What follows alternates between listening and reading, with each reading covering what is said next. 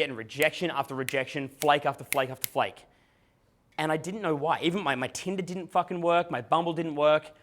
And I'd also just been broken up with a girl who I planned on marrying, like real life, get out of the game. The thing was, that's what all of you guys all feel all the time as well, I'm sure. A stupid, fucked up frustration that it should work, but it doesn't. Now, here's the first mistake that you're making. You're ignoring that. You're ignoring it. You're like, fuck that, I'm just going to ignore that. I'm going to be positive, yeah, like an idiot, like a Ned Flanders. Haddly-ho, happy to everyone all the time. But that is a big problem. Because when I tried to force the happiness or act a kind of a role when I was going out and doing Daygame and meeting people, I wasn't being real. I was trying to force a process. I had an agenda. I was trying to run Daygame game. Come here, do this, do that. The first insight that I really want to teach you, and I'm articulating this for the first time, is that when you go out and start meeting girls in the day, you're going to go and do a whole lot of approaches, and all of them are going to be shitty. You might get 10 rejections in a day like I did. So I have all these social values, but still I'm getting rejected. And when you cop that, when you have this emotional episode to yourself, and this is a really important thing that I want you to kind of take on board and feel it with me, as lame as it is, but we'll get past this. When you feel that feeling of like, nah, like fuck that, fuck this. I go to the gym, I fucking study, I save my fucking money, I'm polite to other fucking people, I'm nice to girls, I do what the game fucking tells me, and flakes. I had that feeling. After like 12 days, you know, it's not that hard for a girl to agree to come and sit with me for an ice cream. And the magic that a lot of you don't kind of cross into is when you just say, fuck this, and you walk up to the next girl and you have this feeling about you. Like, you know what? You're probably going to reject me. See you later. And that's the difference. That's the difference. You walk up to the next girl, you're like, you know what? You're hot, but you probably have a boyfriend, so I'm wasting my fucking time. Sweet. But I like you. You're a nice girl. Have a good one. So you've almost given up before you started. You know how people in the industry, they say freedom from outcome. You only emotionally have that freedom from outcome when you have not a series of rejections, but a series of interactions that don't work out. That's freedom from outcome. When we would call them and say, why can't you meet up? We would see that, oh, they're back with their ex-boyfriend. Oh, they live in fucking northern beaches somewhere. And then all of a sudden I realized that all this angst that I had that I was fighting against myself, I let it go. That's the emotion that I want to try to share with you, that let go emotion. So go out and do your day game and give up before you start, okay? Can you comprehend that? I see this is what I see. I see 60 faces like, should I? No, can you give up before you start? Can you go and do an approach and just say to yourself, you're not available, but it's nice to meet you anyway. And if you do that, all the pressure is off. And all of a sudden the weight's lifted off your shoulders. And all of a sudden you communicate all the right stuff. Who here goes to college? Or university, or whatever the fuck you call it in Australia? College, cool. You're going to be talking to girls at school, like you probably have a boyfriend. But hey, nice to see you around college. Who here goes to work? Takes the train every day. See girls on the train. Be like, you ride the train every day. You're not attracted to me. Nice to meet you. Have that fucking frame. Of all the things that I could have told you in anything about the game, this was the most relevant thing to me to tell you now. That one. So you get over it before you start. Then, you're still allowed to get things like Instagram and Facebook and phone numbers. You're still allowed to do that. I won't tell you about the social media pull marketing yet. That was fucking magic. And if you don't have that range of emotions on the pickup, on the day game pickup, it's just simply not going to work. So one of the biggest things off the approach that you need to do quickly is change topic. Okay, not get caught in the guy asking for directions frame. Who here does actually practice day game? Goes out and approaches girls during the day? Who here doesn't? Who here is too scared? Put your hands up if you're too scared. Yeah, for sure, it's honest, right? For you guys who've never started, okay, and this is a relatively beginner group, is have yourself armed with this phrase, don't let me stop you. Don't let me stop you. Use it again and again and again. We would go up there and say, hey, excuse me, don't let me stop you. That would be the opener. Whereas other guys, the more younger, immature, and intense guys, would be like, hey, I have to meet you, I have to meet you. What if the fuck you're doing? You're like running down the beach, doing flips over the barrier down to the sand. Like, hey, you're a fucking sheep on a farm. Like, no. Hey, don't let me stop you. And you know what?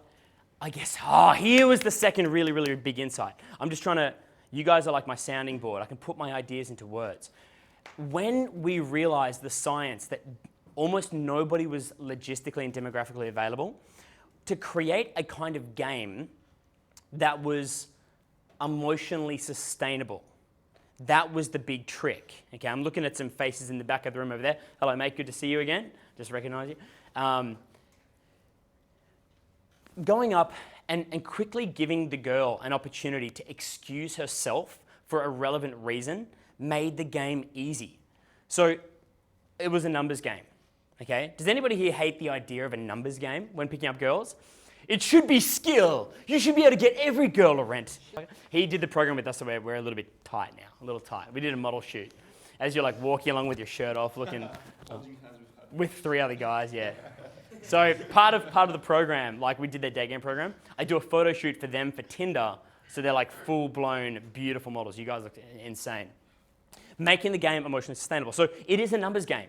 So when we knew that it was like 2 out of 40, like only 5% approximately of girls were going to be available, we could roll up and say, hey, don't let me stop you. Are you busy? You must be busy. Things like that. Straight away, we're showing that we are aware of how they feel. That's called a statement of empathy. And when we did that, the girls could relax and open. And if we weren't stopping them, we'd put a word into their mouth or a phrase into their mouth. And this, if you're writing things down, this is what you want to write down today. We would say, don't let me stop you. And she would say, no, you're fine. Don't let me stop you. No, you're fine. That's what we wanted. But that was the phrase. And she said, no, you're fine. I'm just here for the day, visiting from Canberra, or my boyfriend and I are traveling through Australia, or whatever it might be. Then we found that, and we wouldn't have these ups and downs. We could just happily meet everybody. But we didn't get there emotionally until about 2 weeks into the program.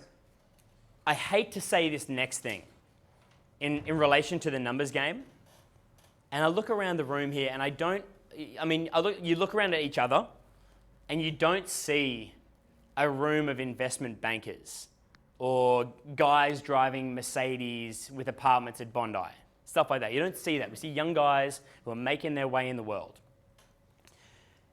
But in terms of a numbers game, it didn't matter how good looking you were or how good game you had when it came to meeting those girls who were available. If they were available, they were available.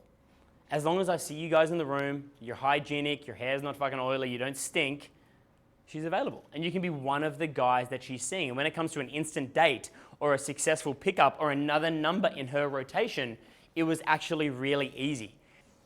All this bullshit on the internet about game skill is actually bullshit, okay? All this like special knowledge that you need to have. We realized that the thing that you needed to focus on more was sustainability of approaches to find those who were available and quickly find out they're available with good screening, and then make the most of those opportunities. Simple as that. You would meet Australian girls who want to be met by guys in the daytime. Girls who are traveling who want to meet an Aussie guy, or guys who study here who are locals who want to be shown around the city. It was as simple as that. And then when that happened, you make the most of it.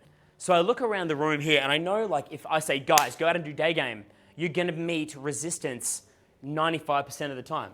Oh, that's fine. 95% of the time. But you are going to come across those girls who are cool. The problem is, are you going to let those facts of life that many are not going to be available going to be a disadvantage to you? If you can overcome that, it's going to be fine. I didn't have any results on the Daygame program approaching for like 2.5 weeks. What's that, like 15 to 20 days out of 36?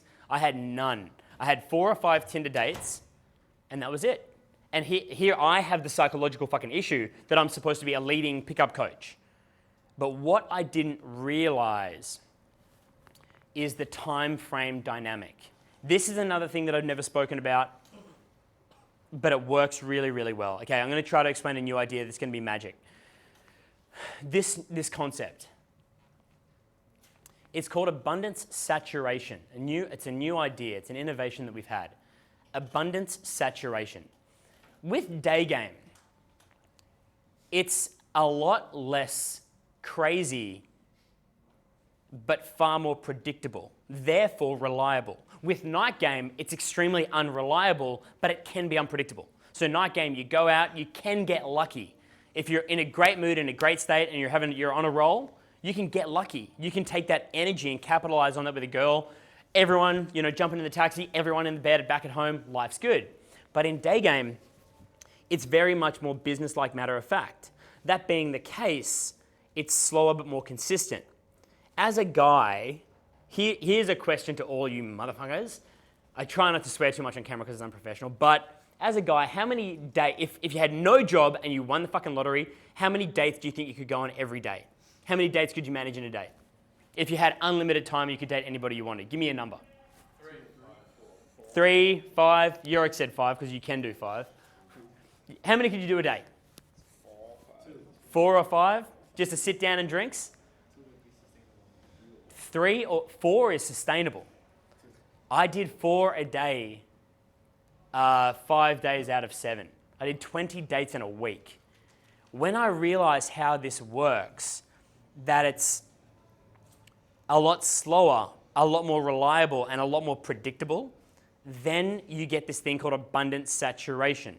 So for example, you guys all have Tinder, you all have things like Instagram, you have Bumble, you have Happen. These are all great tools to use. And you start meeting up with people socially. You're going to create abundance. I was willing to meet anybody early on. And the funny thing was, I was pleasantly surprised by girls who I thought would be ugly were more attractive than I expected from Tinder and Bumble. And girls who I thought would be gorgeous had really neglected themselves by the time that I'd met them in person, right?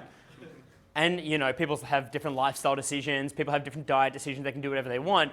With a girl, what she's thinking when she's dating and texting a guy is, her train of thinking is, is he texting me and seeing me for sex? Is that his goal here? Or is it to know me with sex included? That's the big difference. Can you make that shift? Can you know her with sex included rather than playing a game in your own fucking head to prove something to yourself in the game to your friends or to your pickup crew, and you've completely removed the focus from the girls you want to meet? You're not interested in the girl sitting across from you. You're trying to prove a point to yourself, and the girl fucking knows that. Who here feels that's kind of true on some fucking level? I just want to prove that I'm good at this game that Tyler and David D'Angelo and Mystery and all these Alex people are talking about. That is one of the biggest problems as well that we've seen, is that when you're sitting there on the date with the chick, she knows that you're running a race against yourself in your own head rather than stopping to enjoy the chick. And one of my favorite things about going on 20 dates in a week, even though everyone is fucking predictable and repetitive as fuck, is that you get forced to learn how to enjoy something about everybody. If you're writing things down today, that's another thing that I want you to write down. Imagine you're forced to sit through 20 dates because it 100% reliably means you're going to have sex with that girl. Imagine that. Does anybody think that would be torture, that you have to sit through 2 dates before sex? Sit there, eat some sushi, have a glass of wine, and you're forced to listen to a woman. Now, there are some girls in the room that might be putting pressure on you, or maybe it's your ego, but some of the people that I know, the honest ones who I know quite well, they're like, fuck that, I just want the sex. But the magic, I'm really getting to these points in a roundabout way, but the magic of realizing that the dates were essential, predictable, but reliable, like non-flaky, is that I would sit down with a girl and I'm like, you know what? It's going to take some time before we're even going to logistically be able to get to the sexy bit. I'm going to really focus on anything but sex right now, and that's her. Learn about her, tease her, enjoy her. That I learned in like 2014 was a concept called the statement of motivation. So I'd be able to sit down, I'd be able to meet any of you guys here in this room today, the couple of you that I have already met so far, and I'd be able to find what I find interesting about you and you and you and you and you, everyone here in this room. I'd be able to quickly get into an Uber and find out what I find interesting about that taxi driver, the Uber driver. And if you can do that, then you're going to make that girl feel special because you're seeking to value her. And if you seek to value her, then that sexual encounter will accelerate. I know that's what you want, is to prove to yourself something sexual. The girl doesn't want that, but when you're forced to do the date, you're forced to learn to value girls, which is beautiful. So you sit down on the date and you're ready. You're like, tell me about you. I want to know. I want to learn. What do you want to do? How did that affect you? What do you think of this hypothetical situation?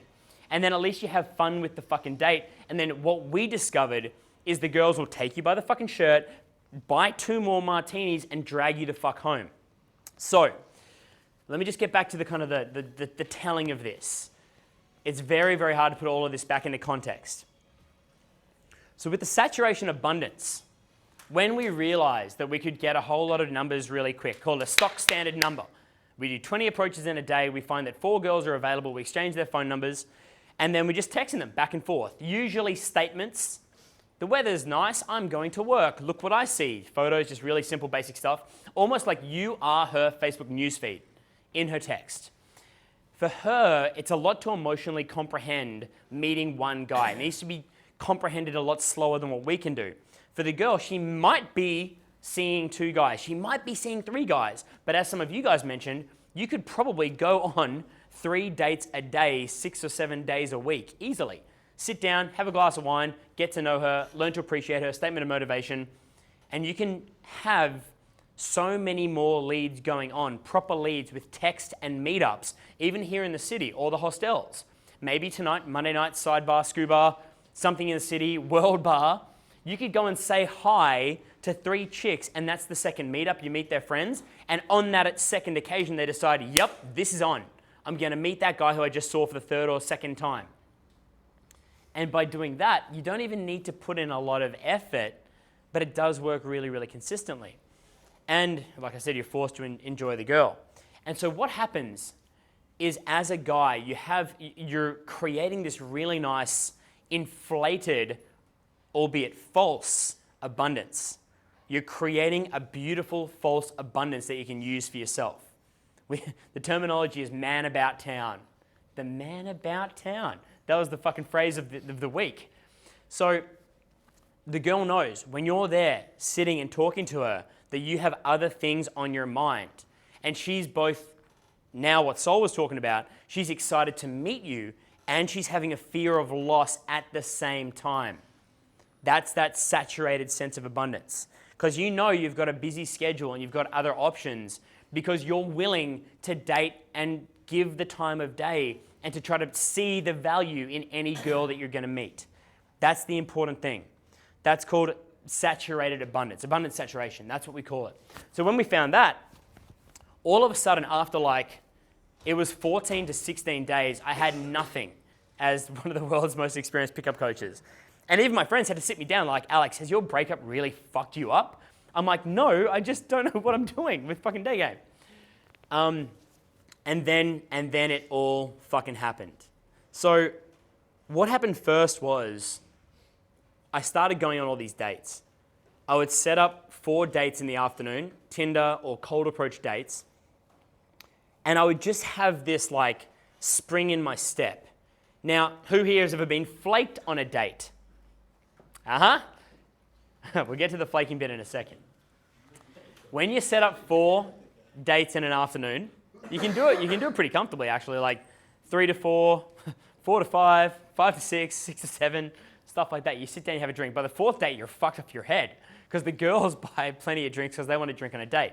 And then if you excuse yourself before the end of the date because you've got to work, go to the gym, see your friends, or see somebody else, but you are allowed to socialize while you're single, they sense that fear of loss.